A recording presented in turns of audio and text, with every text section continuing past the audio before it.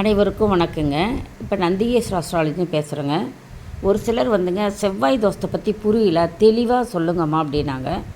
ஏதோ அவசரத்தில் எழுதி உங்களுக்கு சொல்லிகிட்ருக்கேங்கம்மா, தப்பு இருந்தால் எழுத்து பிள்ளை இருந்தால் மன்னிச்சுக்கோங்க. இப்போ தோஷங்களும் பரிகாரங்களும் எப்படின்னு பார்க்கலாங்க. ஃபஸ்ட்டு செவ்வாய் தோஷம்னா என்ன? செவ்வாய் தோஷங்கிறது வந்துங்க ஜென்ம லக்கணத்திலிருந்து 2, 4, 7, 8, 12 இடங்களில் செவ்வாய் இருந்தால் செவ்வாய் தோஷம் ஆகுங்க. 2, 4, 7, 8, 12 லக்னத்திலிருந்து எண்ணணுங்க. 2, 4, 7, 8, 12 இருந்தால் செவ்வாய் தோஷங்க.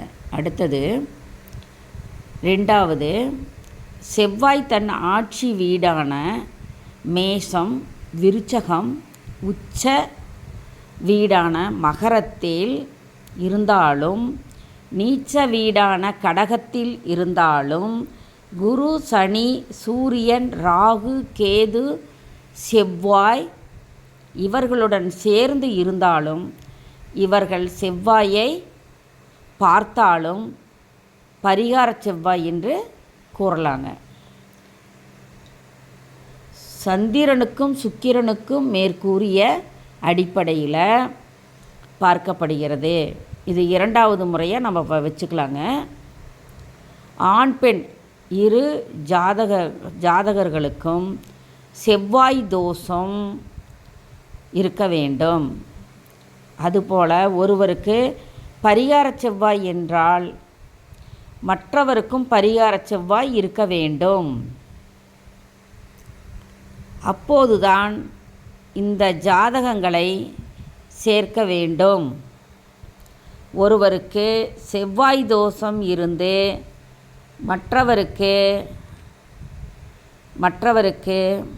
செவ்வாய் தோஷம் இல்லாவிட்டால் கண்டிப்பாக சேர்க்கக்கூடாது. செவ்வாய் தோஷம் என்றாலே ஒருவித பயம்தான் நமக்கு ஏற்படுகிறது. உயிருக்கு ஆபத்து வந்து விடுமோ என்ற பயமும் வந்துவிடுகிறது. ஆனால் உண்மை அதுவல்ல. செவ்வாய் 2இல் இருந்தால் குடும்ப கஷ்டம், உஷ்ணம் சம்பந்தமான நோய்கள் ஏற்படும். 4இல் செவ்வாய் இருந்தால் உடல் நலம் பாதிக்கும். கணவன் மனைவிக்குள் கருத்து வேறுபாடு ஏற்படும். 7இல் செவ்வாய் இருந்தால் கணவன் மனைவி ஒற்றுமை, ஒழுக்கம், கற்பு, மனோபலம், தாம்பத்திய உறவு இவர்களுக்கு பாதிப்பு ஏற்படும்.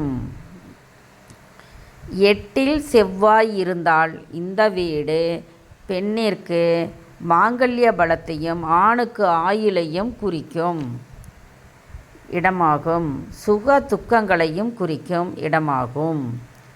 இதற்கு செவ்வாய் இருந்தால் பெண்ணின் திருமாங்கல்யத்திற்கு ஆபத்து ஏற்படும் என்று சொல்லப்படுகிறது. 8இல் செவ்வாய் இருந்தால் இந்த வீடு பெண்ணிற்கு மாங்கல்ய பலத்தையும் ஆணிற்கு ஆயுள் பலத்தையும் குறிக்கும் இடமாகும். சுக துக்கங்களையும் குறிக்கும் இடமாகும். இங்கு செவ்வாய் இருந்தால் பெண்ணின் திருமாங்கல்ய ஆபத்து ஏற்படும் என்று திருமாங்கல்யத்துக்கு ஆபத்து ஏற்படும் என்று சொல்லப்படுகிறது.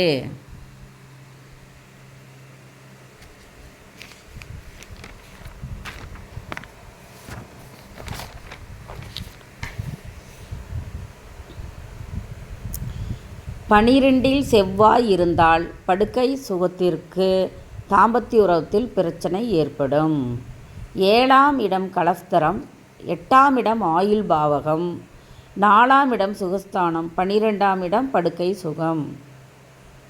2, 4, 12 வீடுகளில் செவ்வாய் இருப்பது 25% 50% வரை கஷ்டங்களை தரும்.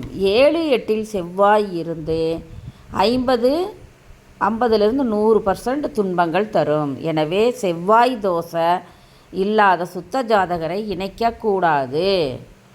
தோஷம் இல்லாத ஜாதகத்துடன் தோஷம் இருக்கும் ஜாதகத்தை சேர்த்தால் பின்விளைவுகள் ஏற்படும். செவ்வாய் இரத்தக்காரகன் என்பதால் பிறக்கும் குழந்தைகளுக்கு ஊனம் ஏற்படும். ஒருவருக்கு ஒருவர் நம்பிக்கை துரோகங்கள் செய்வார்கள். சிலருக்கு தீராத நோய்கள் ஏற்படும். இப்படிப்பட்ட அமைப்பில் செவ்வாய் சுபர்களுடன் புதன், செவ்வாய், சுக்கிரன், குரு, வளர்பிறை சந்திரன் இவர்களுடன் கூடி இருந்தால் மேற்கண்ட தாக்கங்கள் குறையும். சிம்ம லக்கணம், கடகலக்கணம் செவ்வாய் எங்கு இருந்தாலும் செவ்வாய் தோஷம் இல்லை. பெண்ணின் ஜாதகம் மட்டுமே பார்க்க வேண்டும். செவ்வாய் தோஷத்திற்கு பெண்ணின் ஜாதகம் தான் பார்க்கணும். பெண் ஜாதகம் 2இல் செவ்வாய் இருந்தால் 2-12 இணைக்கலாம் ஆண் ஜாதகம். 4இல் செவ்வாய் இருந்தால் 4-7 ஆண் ஜாதகம் இணைக்கலாம். 7இல் பெண் ஜாதகம் செவ்வாய் இருந்தால் 7-8 இணைக்கலாம். 8இல் செவ்வாய் பெண் ஜாதகம் இருந்தால் ஆண் ஜாதகம் 7-8 இணைக்கலாம். 12இல் செவ்வாய் இருந்தால் 2-4-12 வீடுகளில் செவ்வாய் இருந்தால் ஆண் ஜாதகம் இணைக்கலாம். நன்றி. சுபம்.